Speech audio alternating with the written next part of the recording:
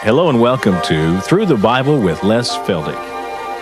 An Oklahoma rancher and farmer, Les Feldick has been teaching homestyle Bible classes for 20 years in Iowa, Oklahoma, and Texas.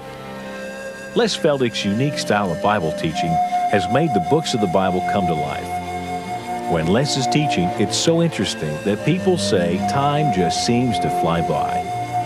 And now, here is Les Feldick. Okay, good to have everybody once again, and we're going to go right back into 2 Corinthians, and we're going to move on now into chapter 8, verse 1. 2 Corinthians chapter 8, verse 1. And again, we like to remind our viewing audience of several things. We have all the past programs available on video, audio, or the printed page. Also, if you would be interested in getting our quarterly newsletter in which we announce various tours and so forth to the Holy Land, our TV log, usually have an article or so on prophecy, why you drop us a note or give us a call and we'll get you on our mailing list for that. All right. This is a Bible study program, and I can always tell people I don't preach at people, and fortunately this is the way people are receiving it. I've gotten more letters where someone says, what I like about your program, you don't preach at me. Well, we'll leave that to the preachers and the evangelists, and all we hope to do is just teach the Word, help people to understand what it says, why it says it, to whom it's being spoken.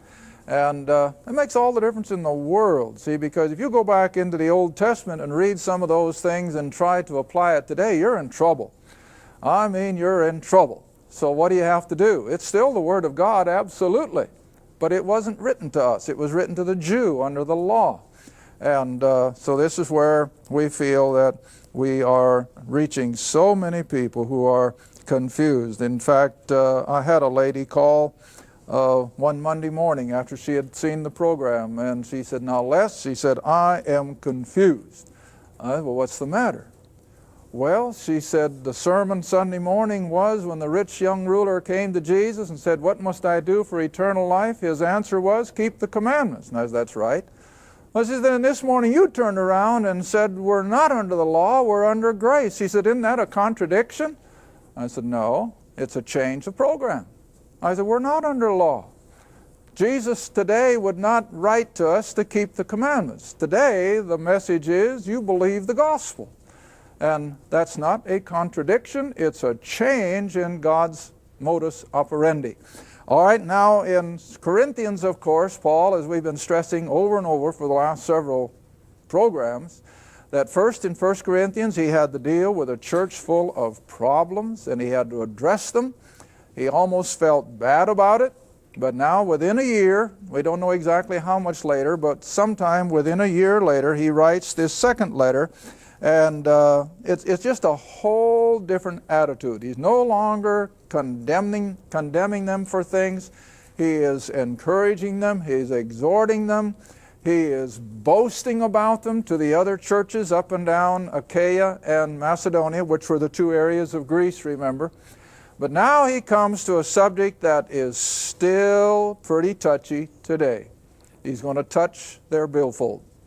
And so chapters 8 and 9 are totally instructions on Christian grace age giving.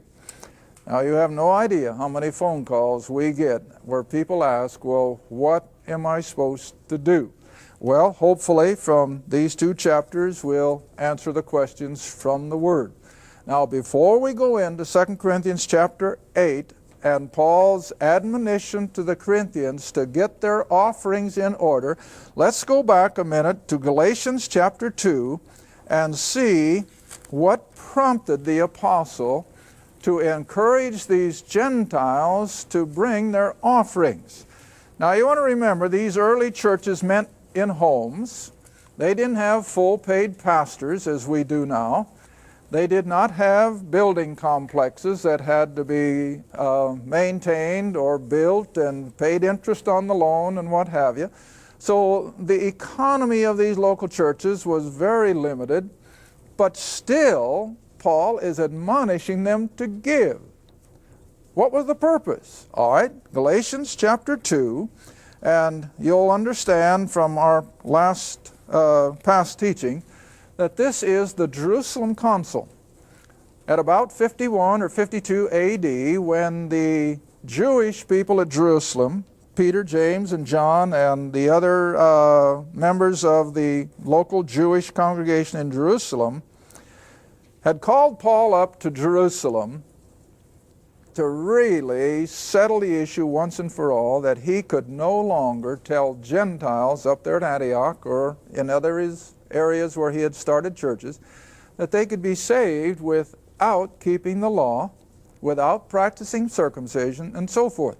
Well, as we know and as we'll see when we study Galatians, Paul went to Jerusalem and withstood them to the face and said there was no way that he would ever teach his pagan converts, recently come out of idolatry, that they would have to keep the Judaic law, that they would have to practice circumcision, because they are now saved by grace through faith plus nothing.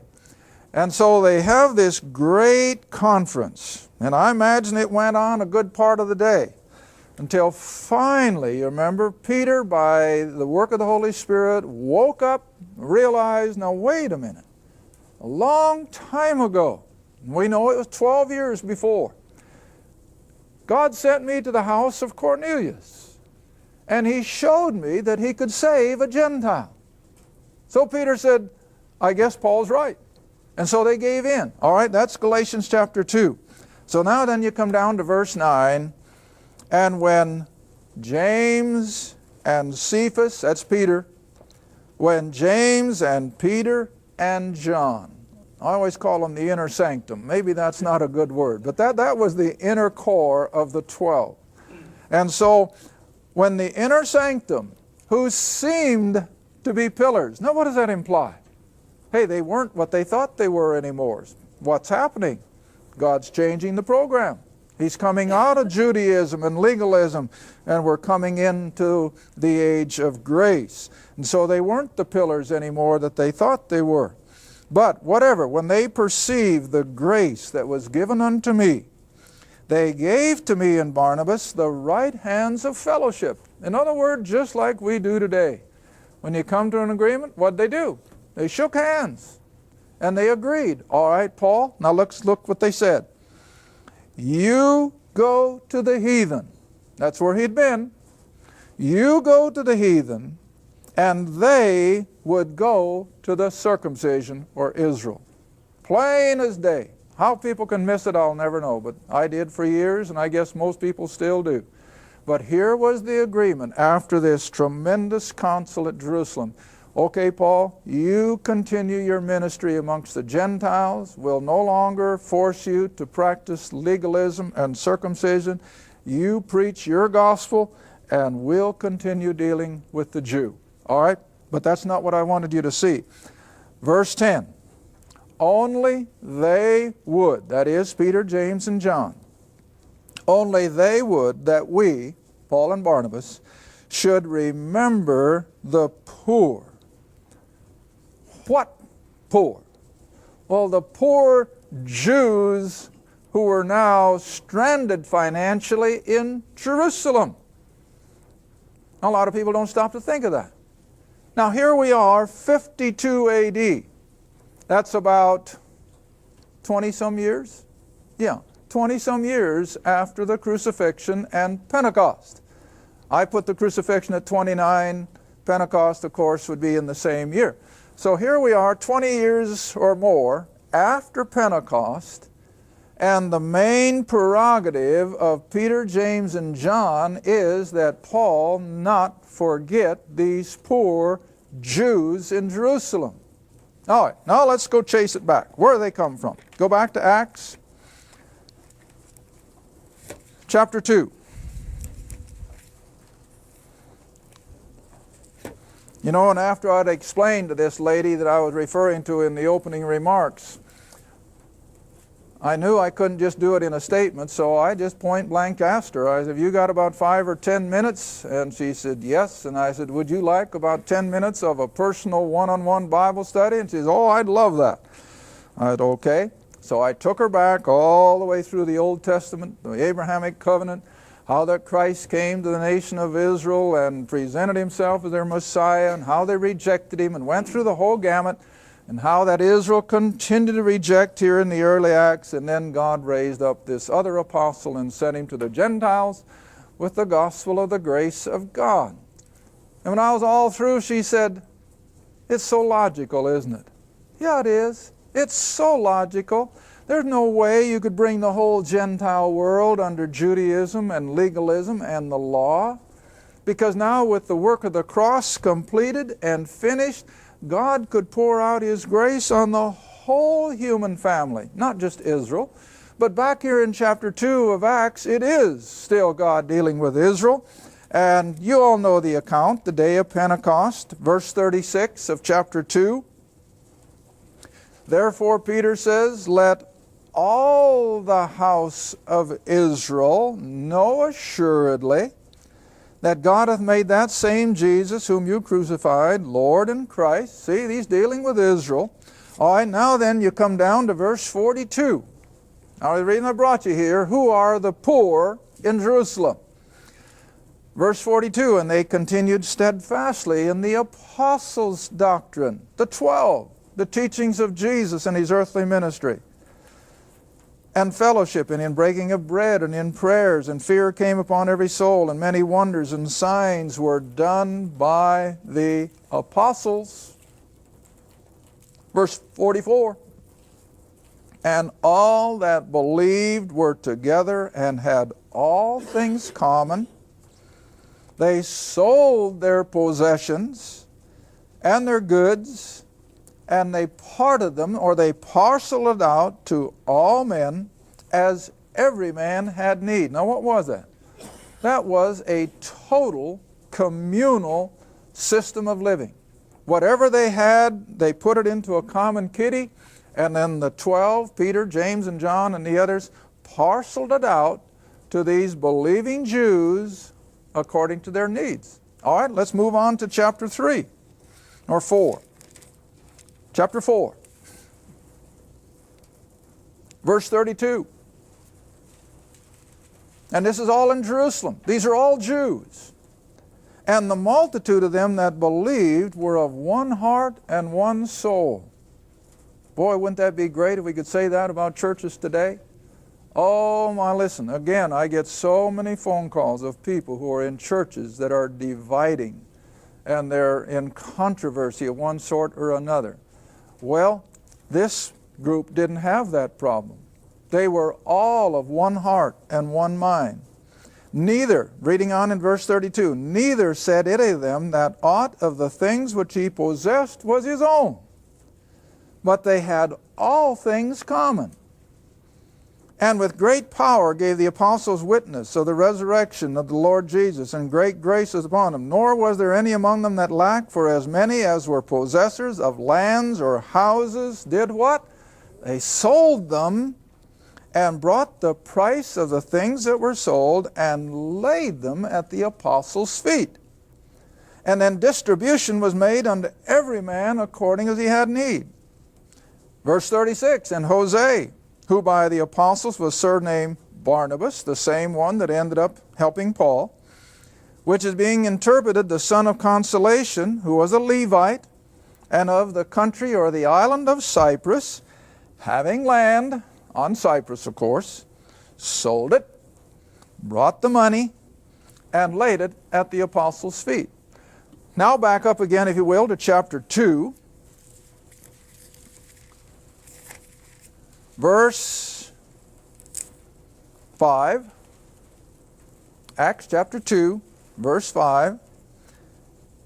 "And there were dwelling or abiding at Jerusalem Jews, devout men," because this was a feast day, remember, a religious feast day. This was Pentecost. "They were out of every nation under heaven." How far had they come? Oh, hundreds, sometimes thousands of miles for the feast days at Jerusalem. All right, so here on the day of Pentecost, you've got Jews who have come to Jerusalem from maybe as far east as India and Babylon and Syria and Greece and Rome, Spain, maybe even Great Britain, North Africa, all these Jews would come back to Jerusalem for these feast days. All right, but on the day of Pentecost and following, when Peter and the 11 were preaching, a lot of these Jews believed that Jesus was the Messiah, the kingdom is coming, because as soon as Israel had believed, the king would come, remember. Now these believing Jews, once they became believers, and the king and the kingdom is just over the horizon, it's coming, well, who's going to go clear back to Babylon? I mean, after all, the king is coming. Why go clear back to Rome? The king is coming. Why go clear back to Spain or North Africa and eke out a living amongst those pagan Gentiles when the king is coming? So what'd they do? Hey, it was real handy. Stay in Jerusalem, live out of the common kitty, because after all, it was a stopgap measure until indeed the king would come and the kingdom would be set up. But Israel did not respond. The king didn't come. And what happened to the kitty? Well, it ran out. See? It ran out. Just that plain. They didn't have a runaway stock market. And they didn't have 25% interest. And so the kitty went dry. What happened to the people? Hey, they ended up poor. Poor. They had sold all their goods. They were no longer able to even probably buy a ticket back home. And so here they are. They're caught in Jerusalem. But God is just. These people were caught in a legitimate cause because they had believed the gospel of the kingdom, that the king was coming, and so God is going to take care of them until they would die a natural death. Oh, how's God going to take care of them? With this agreement that Paul made with Peter, James, and John, that wherever he would go in his ministry, he would remember the poor saints in Jerusalem. Okay, now then, before you go back to 2 Corinthians chapter 8, now let's come into 1 Corinthians. We touched on it a little bit in our study back then, but let's look at it again. 1 Corinthians chapter 16. And he just barely touches on it here, compared to 2 Corinthians where he spends 2 chapters on it. And we're not going to get through them today, I can see that already. But we'll take it as far as we can. But 1 Corinthians chapter 16, beginning at verse 1. Now he says, concerning the collection for the saints. Well, what saints? Jerusalem saints, see?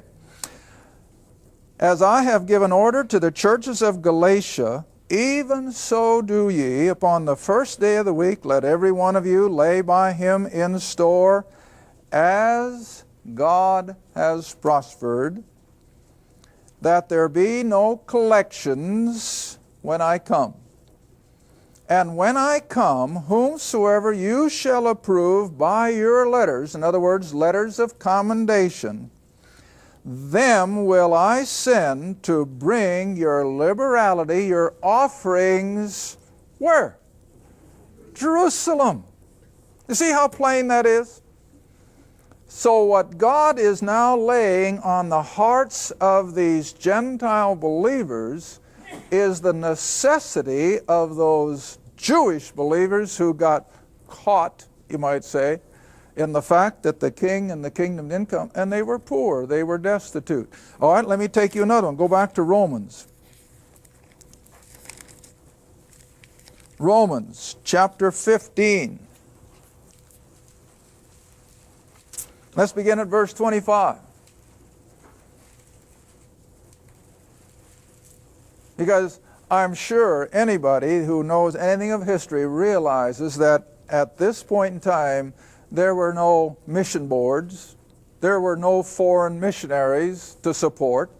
There were no huge church plants, as I said in a previous program, to support. And so what was the need? Well, for the local church, there wasn't that much. They were meeting in homes, and they didn't have to pay salaries or anything like that. But their responsibility was these poor believers in Jerusalem. All right, Romans chapter 15 and beginning at verse 25. But now, he says, I go unto Jerusalem to minister to the saints. Now, he didn't have a ministry amongst the Jews, so he wasn't talking about preaching to them. So what was his ministry? Financial help. Verse 26, for it hath pleased them of Macedonia and Achaia. Now, this is the same area that his Corinthian letters are dealing with. It hath pleased them of Macedonia and Achaia to make a contribution for the poor saints who are where? At Jerusalem. See how plain it is? It hath pleased them verily, 27, and their debtors they are. In other words, the Greeks in Achaia and Macedonia were not out in left field by giving offerings to these Jews at Jerusalem. That was apropos. That was as God intended it. Why? Here it comes. For if the Gentiles have been made partakers of their, Israel's, spiritual things, then the duty of the Gentile is also to minister unto them, the Jew, in what kind of things? Carnal or material things. See that? Yeah. That was the responsibility. Because, you see, as yet, Israel had not been totally set aside. The temple was still going. Israel was still in the land. And these Jewish believers were destitute, and they didn't have a welfare system. The priesthood of the temple certainly wasn't going to take care of them because they had embraced Jesus of Nazareth, whom these religious leaders, of course, detested. So they were in an island of need. And the only hope they had was the collection from the Gentile believers as it would be sent to Jerusalem. Got that? All right, now then, in light of all that, I suppose my time's about gone, but now chapter 8.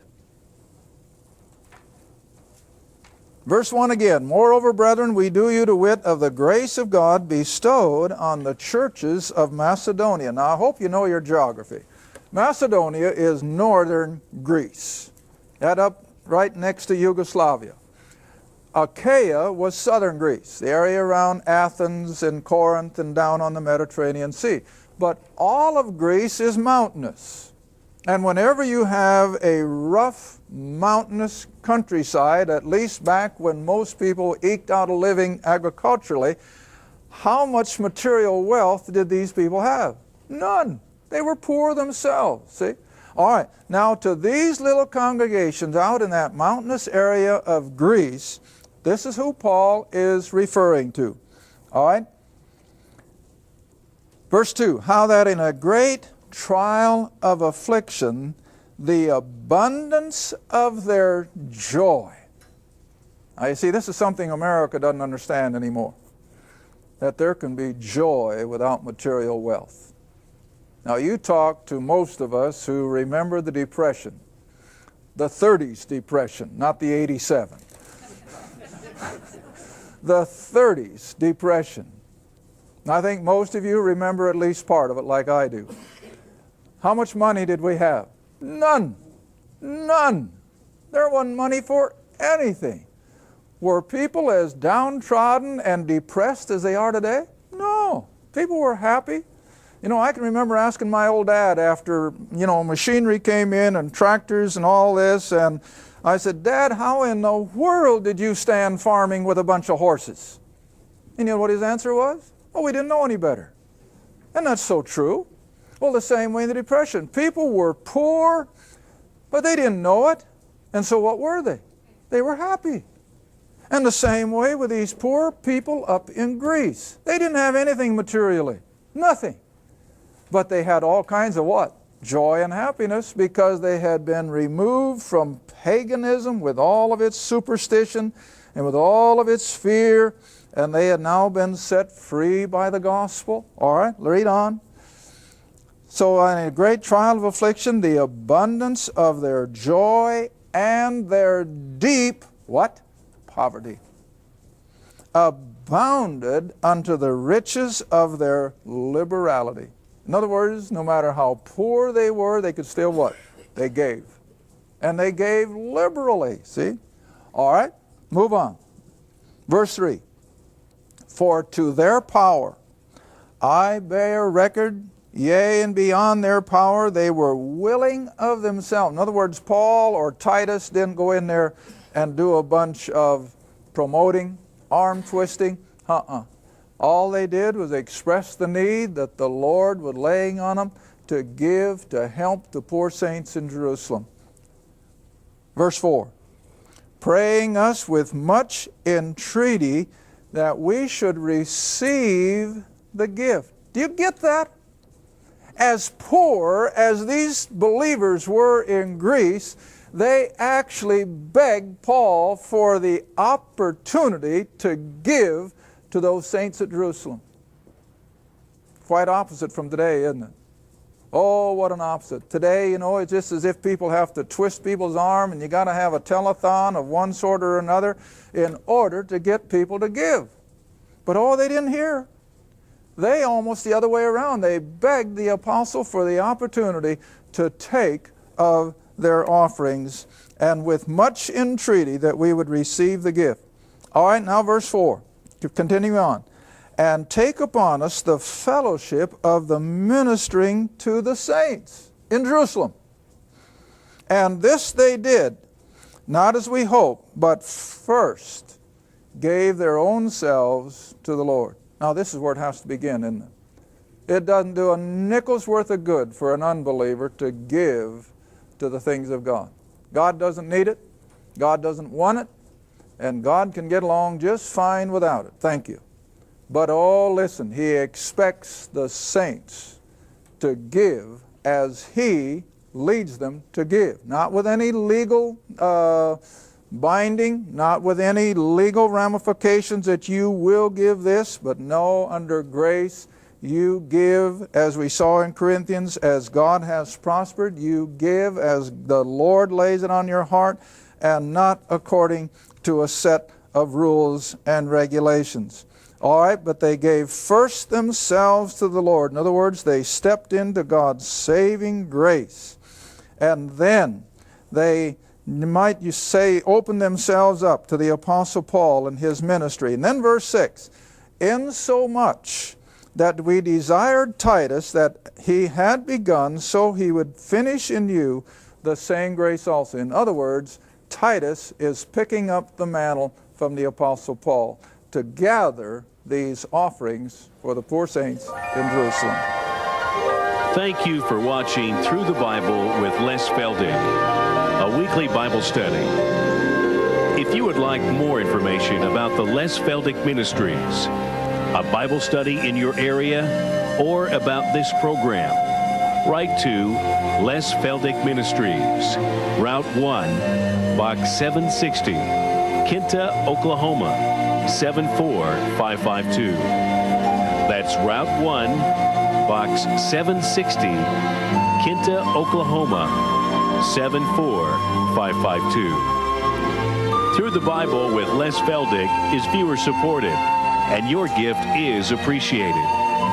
Thank you, and be sure to tune in next time for Through the Bible with Les Feldick.